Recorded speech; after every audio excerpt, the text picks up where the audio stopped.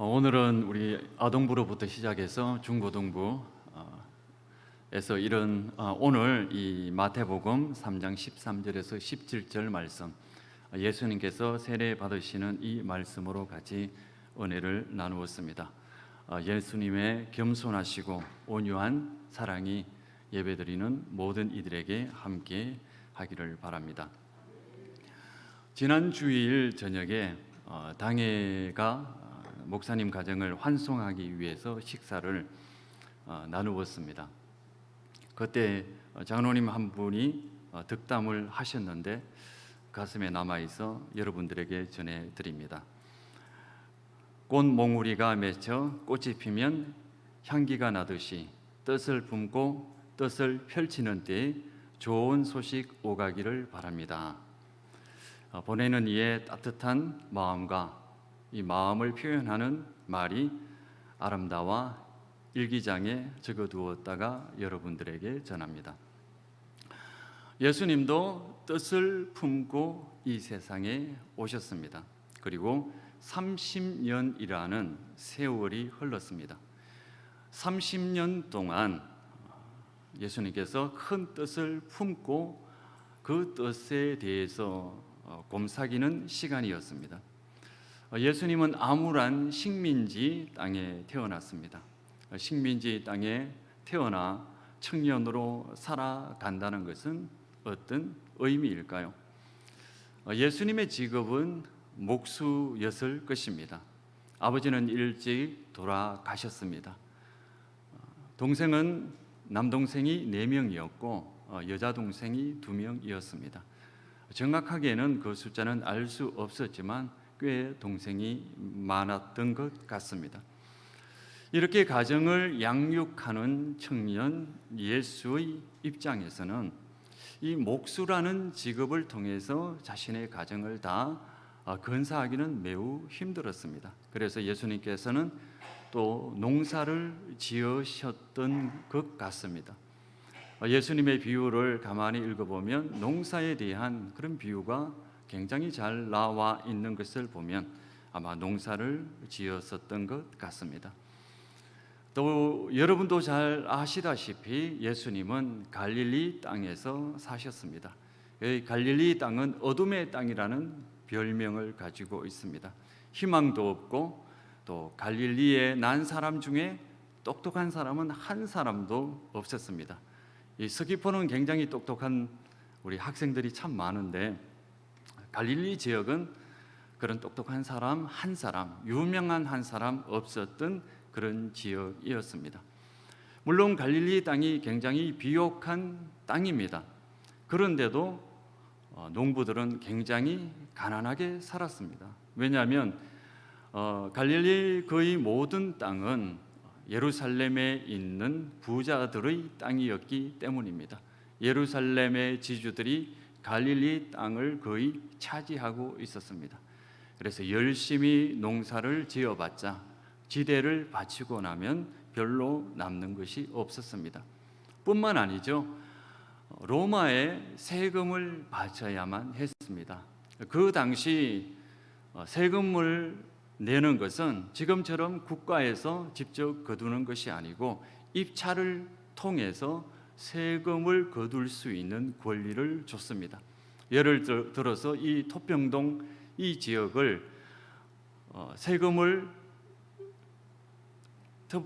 토평동 이 지역에 세금을 거둘 수 있는 입찰권을 경매에 붙였습니다. 그래서 여러 사람이 모여서 경매를 해서 가장 돈을 많이 써내는 사람에게 이 토평동 지역에 세금을 거둘 수 있는 권리를 줬습니다. 그러다 보니까 이 갈릴리 지역의 세금은 굉장히 높을 수밖에 없었죠. 그래서 한 해 농사를 짓고 지대를 바치고 세금을 바치고 하다 보면 사실 남는 게 별로 없었습니다. 뿐만 아닙니다. 로마 군인들이 주둔하고 있었기 때문에 이 로마 군인들의 횡포가 굉장히 심했던 지역이겠죠. 뿐만 아니라 헤롯의 군대도 주둔하고 있었습니다. 아마 로마 군대보다 헤롯의 군대가 더 악랄하게 갈릴리 사람들을 괴롭혔습니다. 이 암울한 시대에 청년 예수는 어떤 생각을 하고 있었을까요? 30년이라는 이 세월 동안 그렇게 힘들고 어렵게 살아가는 이 식민지 조국의 현실을 바라보며 수많은 생각을 했을 것입니다. 그 당시 많은 뜻있는 청년들은 우리가 로마로부터 독립을 해야 된다라는 그 생각을 가지고 계속해서 무장 봉기를 했습니다. 하지만 무장 봉기는 그때마다 진압되었고 수많은 사람들이 죽어갔습니다. 이러한 현실 속에서 예수님은 그 총명한 원리와 자기 속에서 꿈틀거리는 능력 또 열정, 이 모든 것들을 속으로 곰삭이면서 수많은 고민을 했을 겁니다. 이 세상을 구원하기 위해서는, 이 민족을 구원하기 위해서는 내가 무엇을 해야 되는가? 무력으로 저 로마를 엎어야 되는가? 세상을 엎어야 되지 않을까? 아니면 좀 더 보다 근본적으로 인간의 내면 속에 있는 그 어둠과 싸워야 되지 않을까? 이렇게 30년이라는 세월을 하나님의 구원이라고 하는 이 문제를 놓고 씨름하고 씨름하는 그 기간이 바로 예수님께서 뜻을 품는 그런 30년이었습니다. 13절에 이때라는 말이 바로 이제 30년이라고 하는 세월이 끝나고 이제 예수님께서 뜻을 펼치고자 하는 그 시기였습니다. 30년이라고 하는 세월을 그렇게 인내의 세월을 보냈으니까 공적인 자리로 나오는 이 시간이 얼마나 화려한 출발이어야 하겠습니까? 하나님의 아들이신 메시아가 이제 공적으로 그 역할을 수행한다면 사람이 가장 많은 곳, 또 화려하게 뭔가 그럴듯하게 출발을 해야 됩니다. 여러분들도 잘 기억하지 않습니까? 우리나라 대통령 취임식을 한번 생각해 보십시오. 국내외에 유명한 분들 또 귀한 손님들을 다 모아놓고 또 모든 방송국을 다 모아놓고 방송을 합니다. 실시간으로 생중계를 합니다. 그리고 그렇게 취임식이 끝나면 거창한 행사도 합니다. 과거의 모든 왕들이 그렇고 현재 모든 대통령들이 그렇게 합니다. 그런데 예수님께서, 하나님의 아들이신 예수님께서 이제 메시아 사역을 시작하는 이 시점에 이제 시작한다면은 우리가 상식적으로 생각한다면 거창한 사역식을 했을 겁니다. 발대식을 했을 겁니다.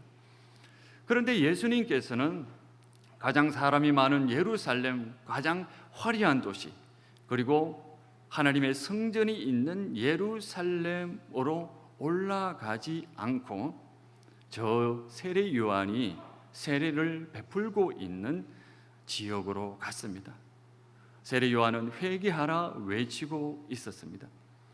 그런데 세례 요한이 활동하고 있는 그 지역은 총구석이라고 할 수 있습니다.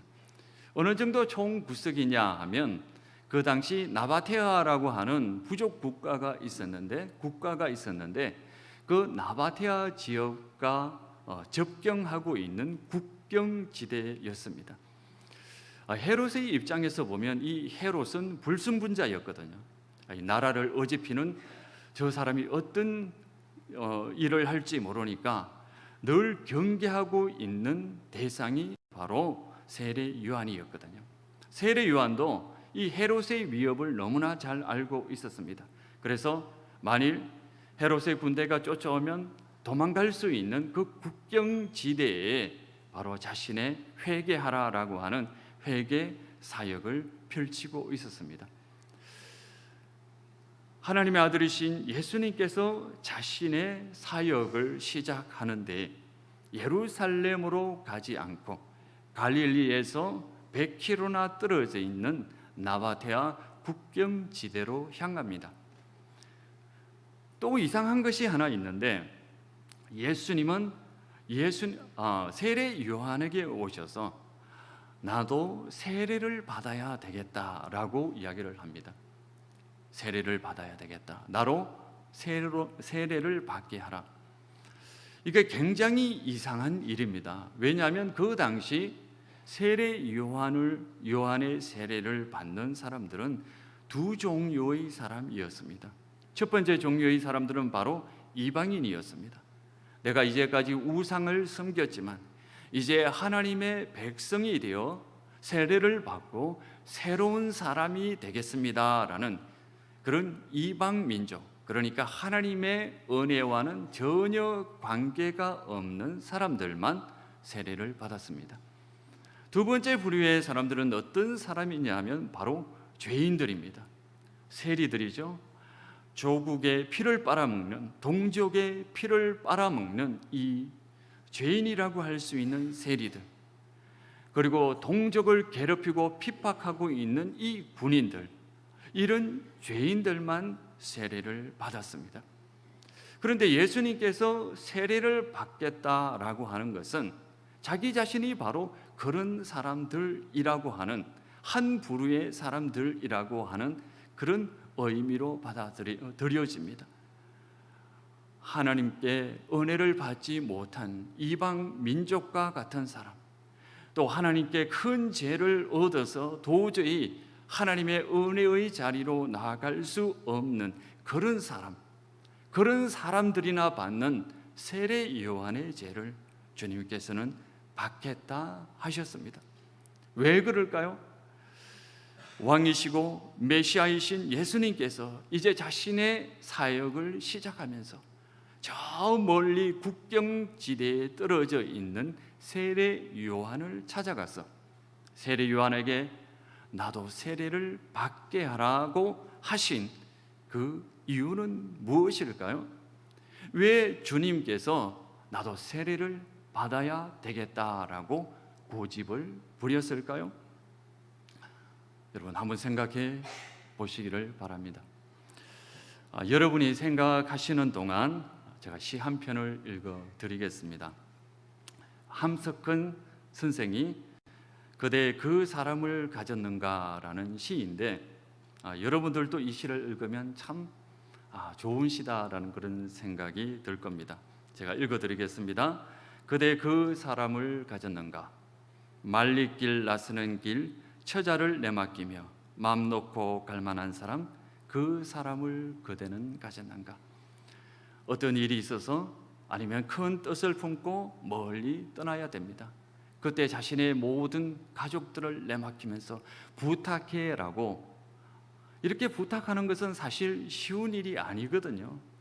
믿을 수 있어야 되고 경제적인 그런 부담이라든지 사회적인 부담이라든지 그런 많은 부담과 장애가 있음에도 불구하고 믿고 신뢰하며 맡길 수 있는 그런 친구, 여러분들은 그런 친구가 있습니까? 두 번째 예는 이렇게 시작됩니다. 온 세상 다 나를 버려 마음이 외로울 때에도 저 마음이야 하고 믿어지는 그 사람을 그대는 가졌는가? 세상 살다 보면 오해받을 일이 많습니다. 세상 모든 사람들이 나를 나쁘다고 욕할 때도 많거든요. 그럴 때 내가 너 마음을 알지, 내가 너를 올곧게 살아가고 있다는 걸 잘 알아. 설령 네가 조금 뭔가 잘못하더라도 나는 너를 믿고 너를 지지할 거야 라고 하는 그 사람이 있다면 정말 인생 잘 산 거죠. 여러분 그런 친구가 있습니까? 세 번째 예는 이렇습니다. 탔던 배에 꺼지는 시간 구명대 서로 사용하며 너만은 제발 살아다고 할 그 사람을 그대는 가졌는가? 망망대해에 배를 타고 가는데 그 배가 난파를 했습니다. 구명정에는 단 한 사람밖에 탈 수 없는 그 상황이었는데 나보다 네가 살아가는 것이 더 좋아.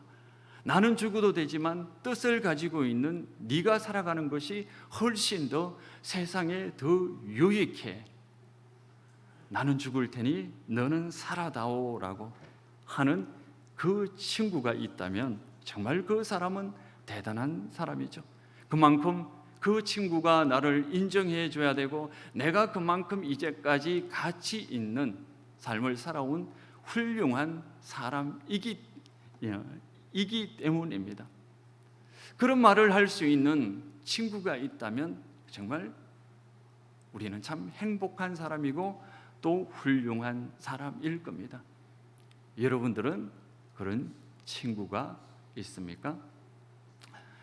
그런 친구가 없다면 혹시 여러분의 부모님은 어떻습니까? 여러분들의 부모님은 배가 가라앉는 그 순간에 자신의 모든 것을 내어 던지고 너만큼은 살아야 돼 라고 헌신하고 사랑하는 그 부모입니까? 우리 자신이 벌써 부모가 된 나이이니 내가 내 자녀를 위해서 그렇게 희생할 수 있을까 생각해 보는 것도 좋을 것 같습니다. 한번 질문을 한번 바꾸어 보겠습니다.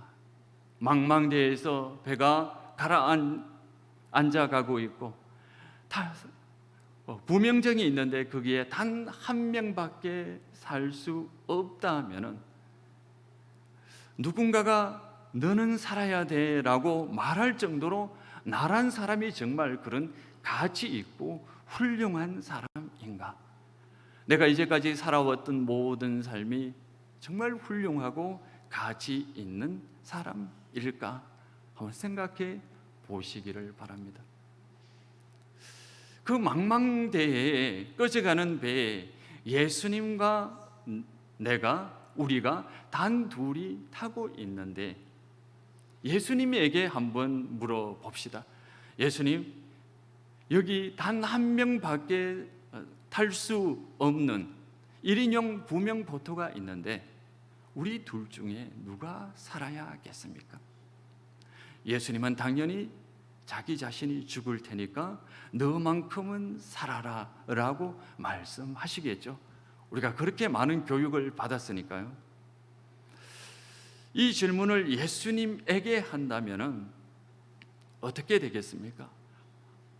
예수님과 우리가 대화를 하면서 예수님에게 예수님, 정말 나는 그렇게 예수님이 희생하고 내가 살아날 정도로 그렇게 가치 있는 사람입니까? 라고 물어본다면 예수님은 어떻게 대답할까요? 예수님은 아마 아무 말씀도 하시지 않을 겁니다. 어떤 분들은 이렇게 대답할 겁니다.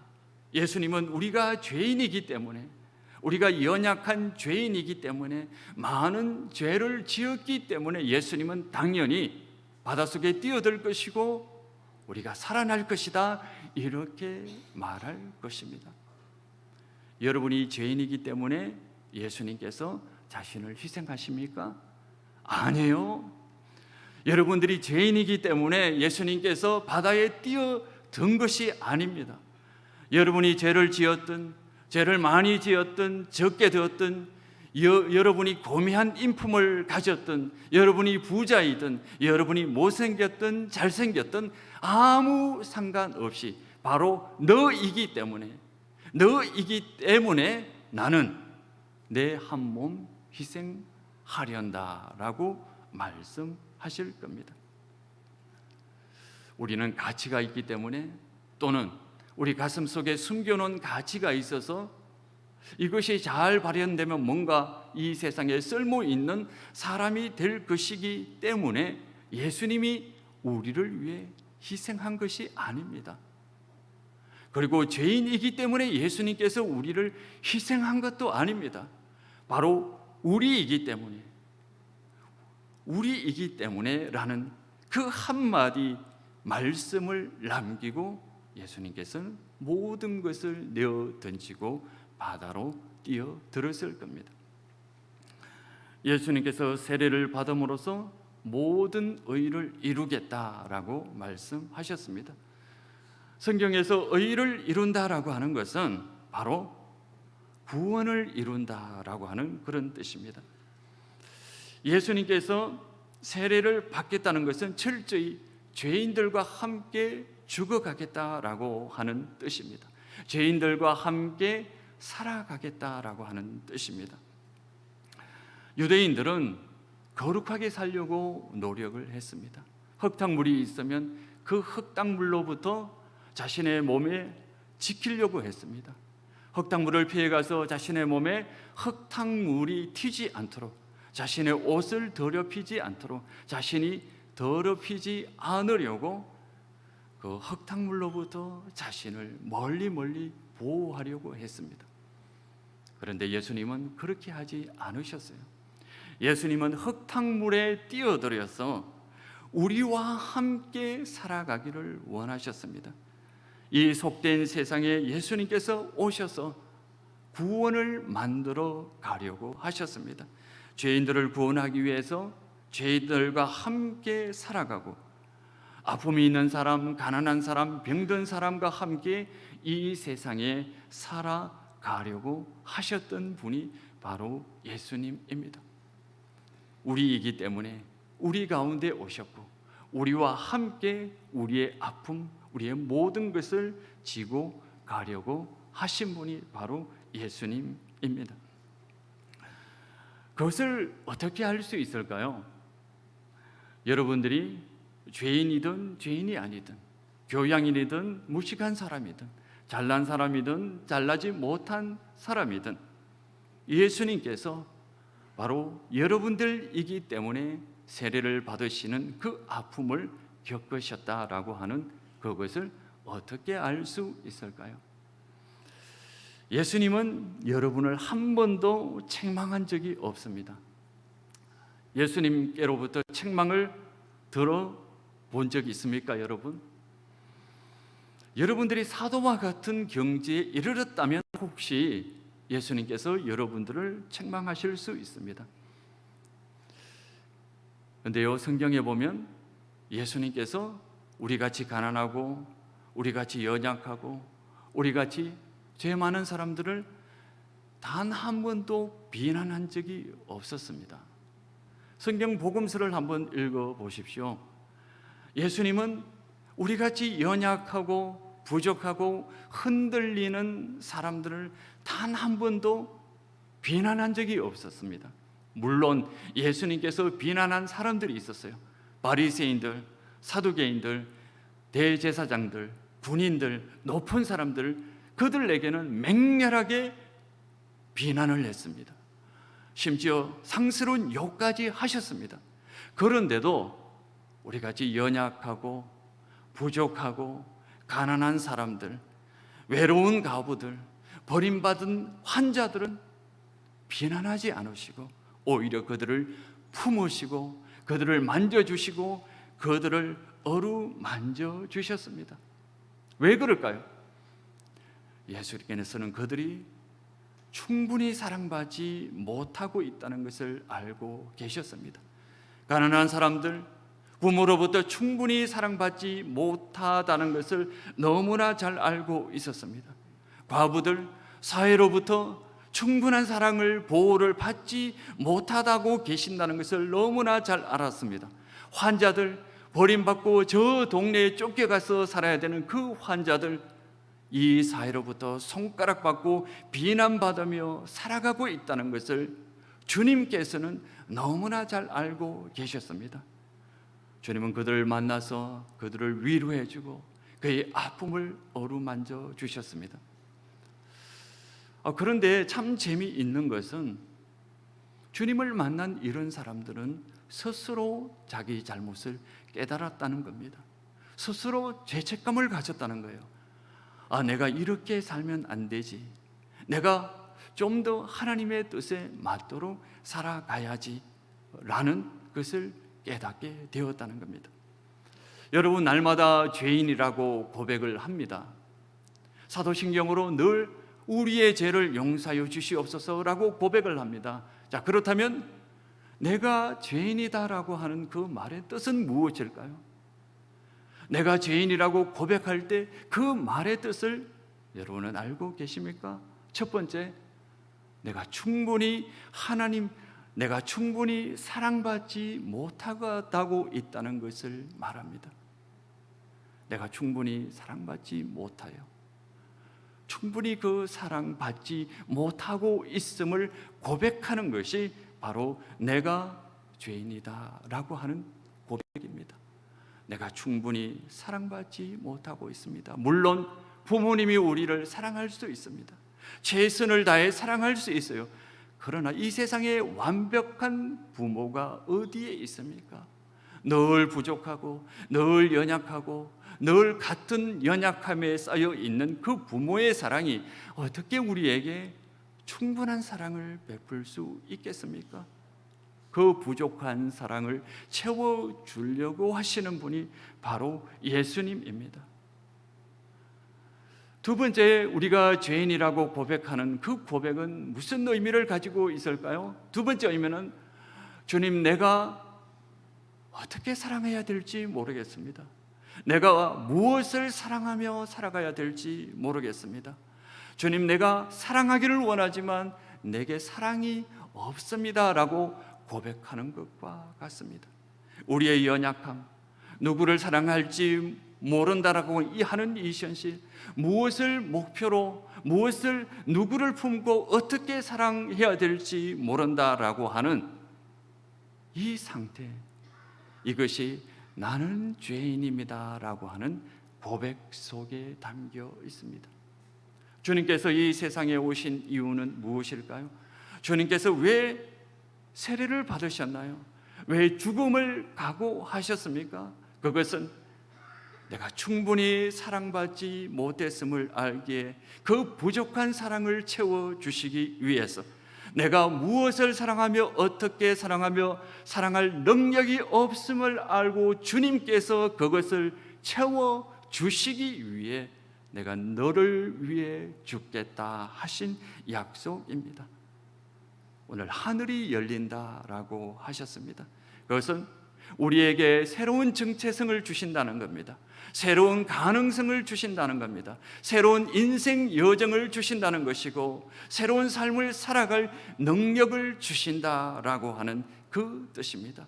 그 열린 하늘 사이로 하나님께서는 말씀하셨습니다. 이는 내 사랑하는 아들이요 내 기뻐하는 자라. 하나님께서 예수님을 사랑하시고 예수님을 보기만 해도 기쁘고 즐겁다라고 하는 그 뜻입니다. 그런데 왜 성경이 이 말씀을 기록해 놓았을까요? 예수님만 듣고 그냥 치우면 됩니다. 그런데 성경이 이것을 기록해 놓고 우리도 그 말씀을 듣게 하신 이유는 무엇일까요?